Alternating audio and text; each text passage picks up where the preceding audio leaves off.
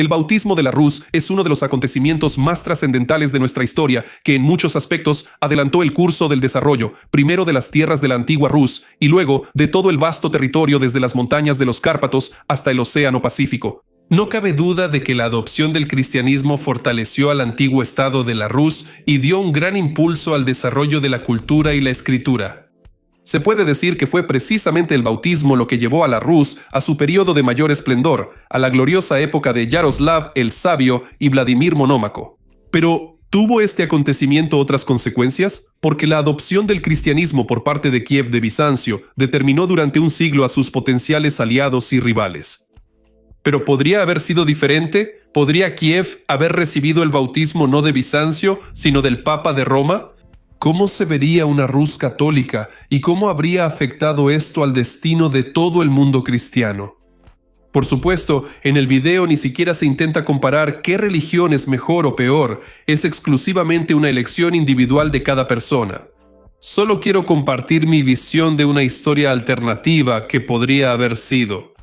Me llamo Semión y declaro inaugurada la sección ¿Qué pasaría si? Empecemos.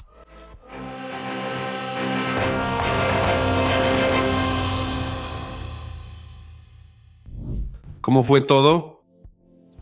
Primero, unas palabras sobre el propio bautismo de la Rus y los acontecimientos que lo precedieron. Según la versión canónica, la primera de los gobernantes de Kiev en aceptar el cristianismo fue la princesa Olga, abuela del futuro bautizador de la Rus, Vladimir el Grande. Esto ocurrió en Constantinopla y el propio emperador bizantino se convirtió en el padrino de Olga. Sin embargo, su hijo Sviatoslav no siguió los pasos de su madre y permaneció pagano hasta el final de sus días.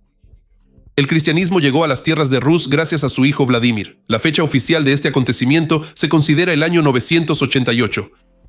La crónica de los años pasados describe de manera vívida cómo Vladimir eligió la nueva religión estatal. Él convocó en Kiev a judíos házaros, búlgaros musulmanes, católicos alemanes y bizantinos. Cada visitante le contaba al príncipe sobre su fe, tradiciones, particularidades y rituales, pero al final el príncipe eligió la versión bizantina del cristianismo. Muchos estudiosos no creen en esta historia, considerándola una invención tonta, creada ya sea por el propio Néstor o por alguno de los copistas posteriores del documento. En realidad, el príncipe simplemente no tenía necesidad de convocar a ningún delegado. Los habitantes de Rus estaban perfectamente familiarizados tanto con el Islam como con el judaísmo y con las diferentes variantes del cristianismo. Ellos tenían una relación cercana y comerciaban con los búlgaros del Volga y luchaban contra los házaros. Y en el propio Kiev, en ese momento, había una gran diáspora cristiana. Según la misma versión canónica, en el año 987, el príncipe Vladimir fue bautizado en Korsun, en Crimea, y luego comenzó a imponer la nueva fe entre sus súbditos, muchas veces actuando con fuego y espada. Por ejemplo, a los habitantes de Kiev simplemente los llevaron a la fuerza al Dnieper y allí los bautizaron en masa. Los santuarios de los dioses paganos eran destruidos sin piedad y los sacerdotes paganos eran objeto de represión. A pesar de estas medidas drásticas, la difusión de la nueva religión fue difícil y lenta. Incluso hubo levantamientos, como por ejemplo en Suzdal en el año 1024. Los investigadores creen que hasta finales del siglo XI, una parte significativa de la población de Rus seguía siendo pagana. ¿Una elección sin opciones o por qué precisamente Bizancio?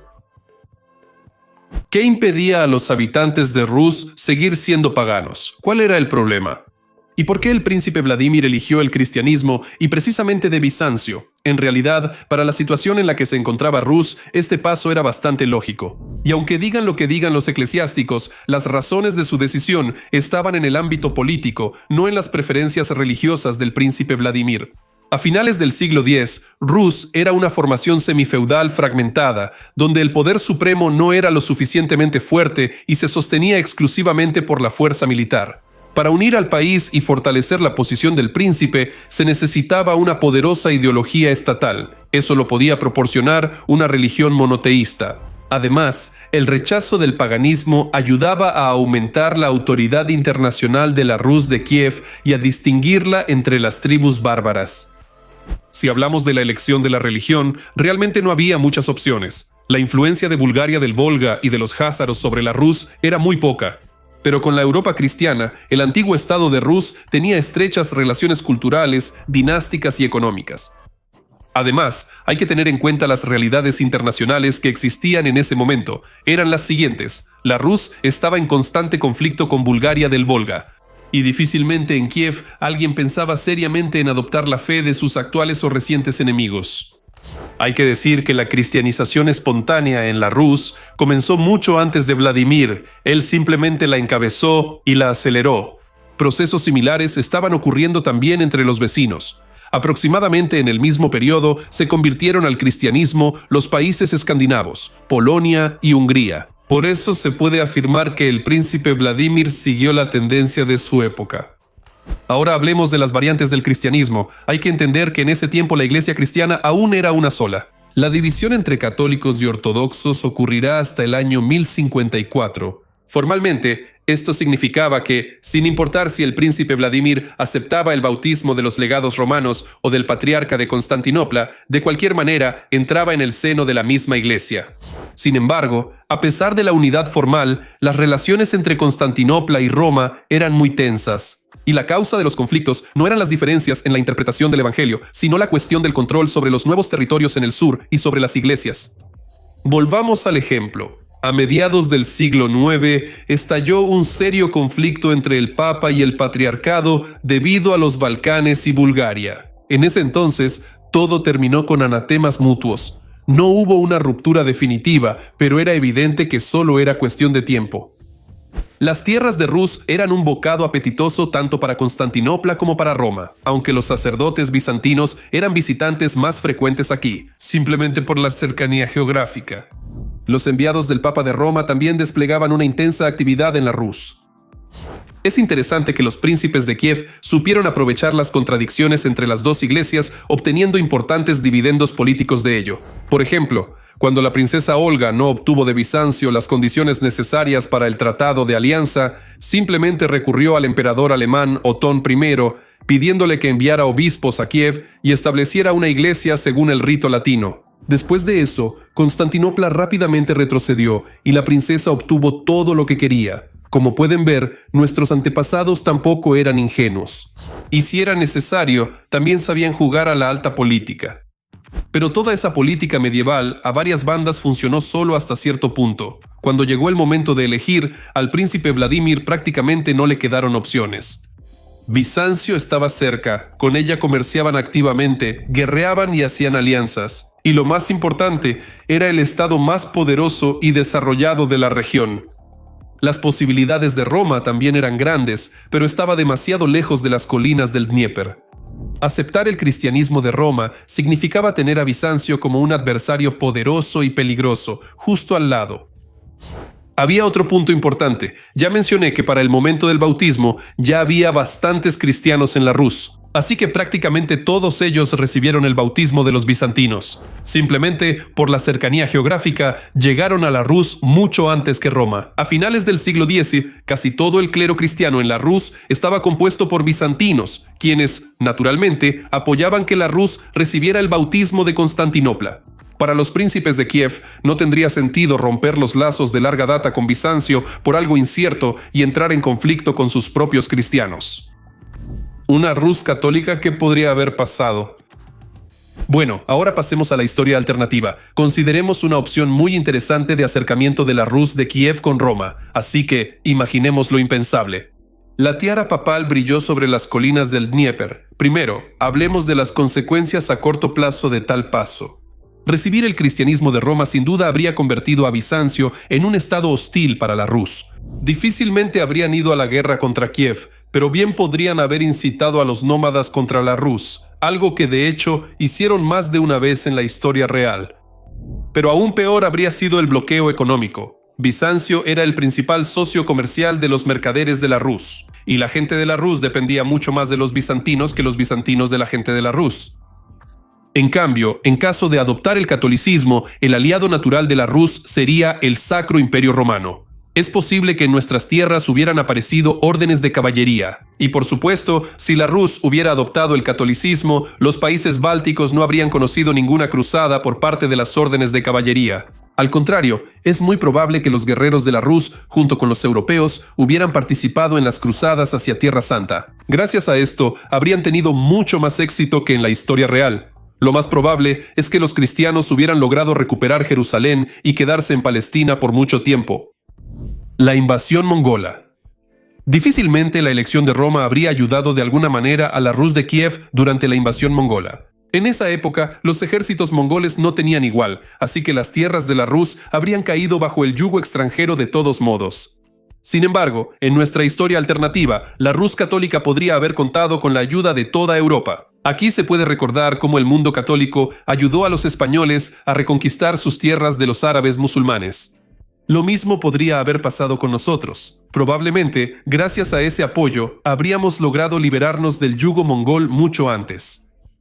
La Rus europea. En nuestra historia real, en la Edad Media existían básicamente dos Rus, la asiática, Moscovia, que absorbió las peores tradiciones de la Horda de Oro, y el Gran Ducado de Lituania, que se puede llamar la Rus europea. Estos dos proyectos políticos competían ferozmente entre sí y estaban en guerra constantemente. Pero al final, para gran desgracia, Moscovia ganó, lo que determinó el curso de la historia posterior de todo el continente euroasiático. En caso de que Kiev hubiera adoptado el cristianismo occidental, probablemente todo habría tomado un rumbo diferente. Teniendo en sus fronteras occidentales un entorno amistoso, la Rus europea simplemente no habría permitido el fortalecimiento de Moscovia, que así habría permanecido para siempre perdida entre los bosques y pantanos de una provincia remota. Está claro que el mundo solo habría salido ganando con esto. En general, en el caso de una Rus católica, parece muy probable que surgiera una enorme potencia eslava en Europa del Este. Algo parecido a la mancomunidad polaco-lituana, pero más grande en tamaño y sin contradicciones religiosas internas, que de hecho fueron las que llevaron al Estado polaco a su caída.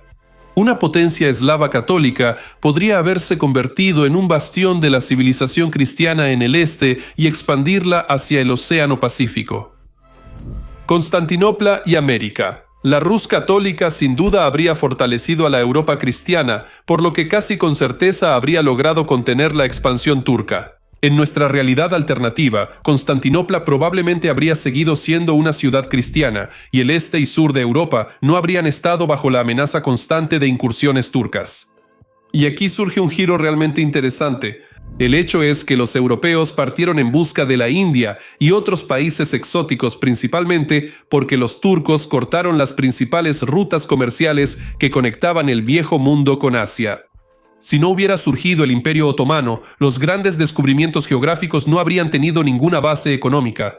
Por supuesto, América habría sido descubierta, pero eso habría sucedido mucho más tarde. En ese caso, los habitantes originarios del Nuevo Mundo habrían tenido de 100 a 150 años más de libertad, y los europeos habrían tenido que arreglárselas sin el tabaco y el tomahawk. La Rus y la Reforma.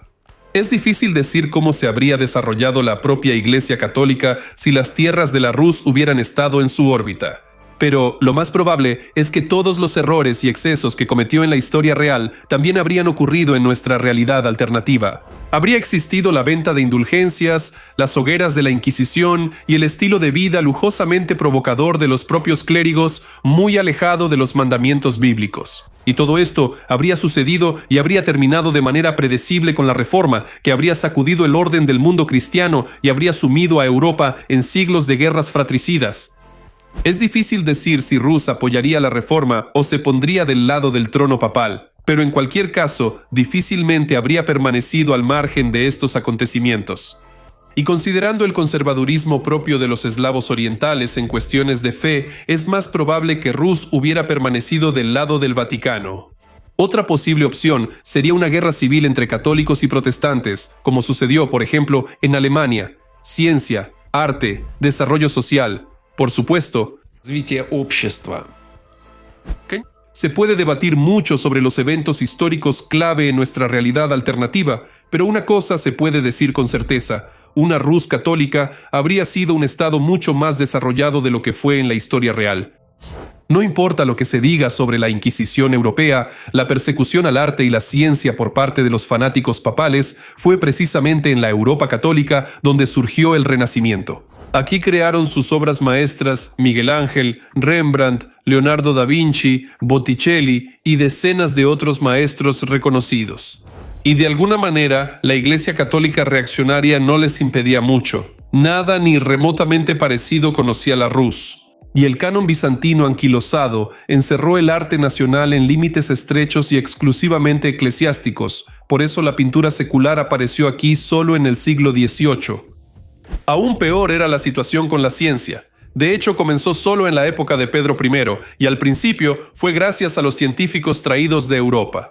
Pero todo pudo haber sido diferente. Si la Rus hubiera adoptado el catolicismo, habría estado en el mismo espacio intelectual que Europa. Solo imaginen, nuestros jóvenes podrían recibir educación en las mejores universidades francesas, italianas y alemanas, y los científicos intercambiar los resultados de sus investigaciones con colegas extranjeros. No cabe duda de que, mucho antes que en la historia real, habríamos tenido nuestras propias universidades, como sucedió en Chequia o Polonia.